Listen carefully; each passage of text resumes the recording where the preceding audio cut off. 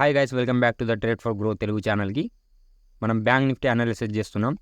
Day candle ఇవాళ bank Nifty closing వచ్చేసి 45,015 రూపీస్కి క్లోజ్ అనేది అయింది. నిన్నటికన్నా 1,043 రూపీస్ అనేది మైనస్లో క్లోజ్ అయింది. ఇప్పుడు బ్యాంక్ నిఫ్టీకి సపోర్ట్ వచ్చేసి 45,011 రూపీస్.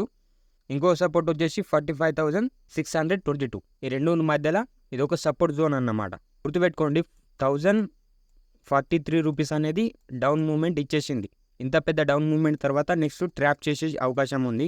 ట్రేడ్ అనేది కొద్దిగా జాగ్రత్తగా తీసుకోండి. ట్రేడ్ అనేది కొద్దిగా జాగ్రత్తగా తీసుకోండి, ఎందుకంటే రేపు ట్రాప్ చేసినా చేయొచ్చు. పైకి వెళ్ళాలంటే మార్కెట్ అనేది ఇక్కడ దీని మీద క్లోజింగ్ ఇస్తేనే మార్కెట్ అనేది మీదికి వెళ్తుంది. ఇప్పుడైతే మార్కెట్ నెగిటివ్లోనే ఉంది.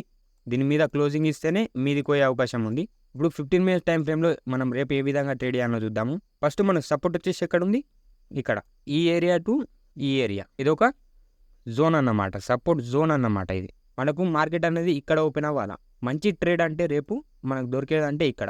ఇందులో మార్కెట్ అనేది ఓపెన్ అయ్యి 5 to 10 మినిట్స్ 20 మినిట్స్ ఇక్కడ ఎంతసేపు ఆగితే అంత మంచిది. ఆగి ఇటు కింద బ్రేక్అవుట్ ఇస్తే ఇటు ఒక మంచి ట్రేడ్ అనేది దొరుకుతుంది. లేదంటే ఇటు దీని మధ్యలో ఓపెన్ అయ్యి కన్సల్టేషన్ చేసి ఆగి హోల్డ్ చేసి ఇటు బ్రేక్అవుట్ ఇచ్చిందా ఇటు కూడా ట్రేడ్ అనేది చేయొచ్చు. కానీ ఫస్ట్ టార్గెట్ వచ్చేసి ఇది పెట్టుకోవాలి. మనం ఫస్ట్ టార్గెట్ వచ్చేసి ఇది పెట్టుకోవాలి. తర్వాత ఇటు బ్రేక్అవుట్ చేస్తే నెక్స్ట్ టార్గెట్ వచ్చేసి ఇది పెట్టుకోవాలి. ఇటు బ్రేక్అవుట్ చేస్తే ఆ మూమెంట్ని బట్టి మనం టార్గెట్ అనేది పెంచుతూ పోవాలి. ఓకేనా?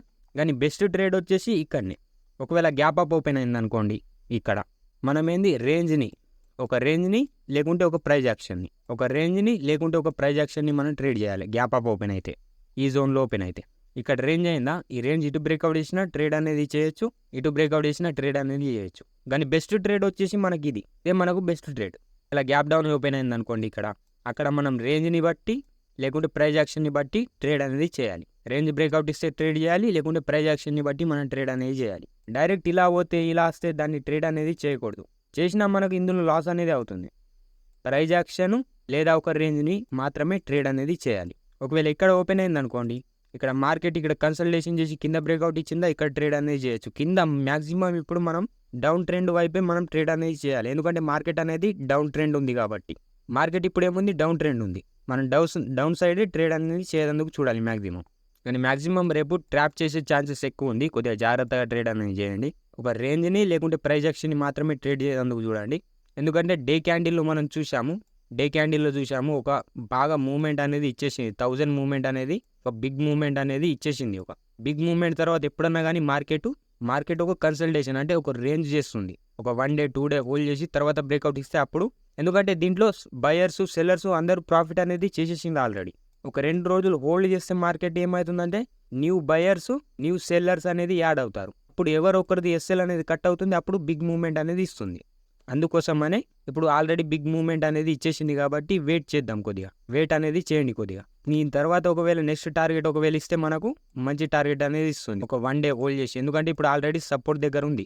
సపోర్ట్ దగ్గర అయితే మార్కెట్ ఉంది. ఇప్పుడు అక్కడ ఒక 1 day ఒక 2 days ఇట్లా 3 days మార్కెట్ అనేది హోల్డ్ చేసింది అనుకోండి, మనకు మూవ్మెంట్ అనేది బిగ్ మూవ్మెంట్ ఇస్తుంది. ఇది గైస్ రేపటి ట్రేడ్ కోసము.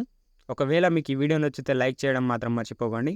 ఇలాంటి వీడియోస్ కోసం మన ఛానల్ని సబ్స్క్రైబ్ చేసుకొని పక్కనున్న బెల్ ఐకాన్ని ఎనేబుల్ చేసుకోండి. దాని ద్వారా నేను ఏదైనా వీడియో అప్లోడ్ చేస్తే మీకు ముందుగా నోటిఫికేషన్ అనేది వస్తుంది. Thank you for watching guys.